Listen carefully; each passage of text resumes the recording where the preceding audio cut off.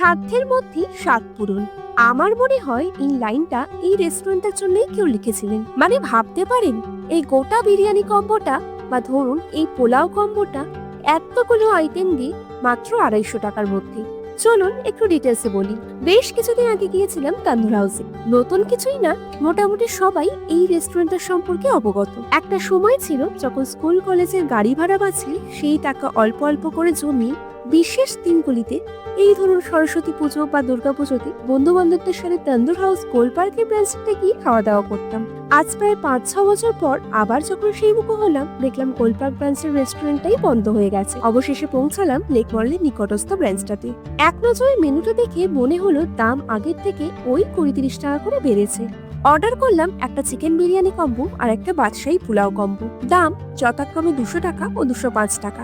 Chicken biryani কম্বোতে ছিল 1 plate chicken biryani, 2 piece কাবাব আর 1 piece chicken দিয়ে chicken butter মশলা। পোলাওয়ের কম্বোতে ছিল চিকেন পোলাও, চিকেন টিক্কা মশলা, চিকেন রেশমি বাটার মশলা আর কাবাব। প্রথম বাইটটা নিতেই আহা, সেই পুরোনো দিনের স্বাদ খুঁজে পেলাম।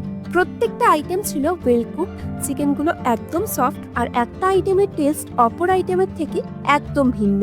একটা কোল্ড ড্রিঙ্কসও নিয়েছিলাম গলা ভেজানোর জন্য।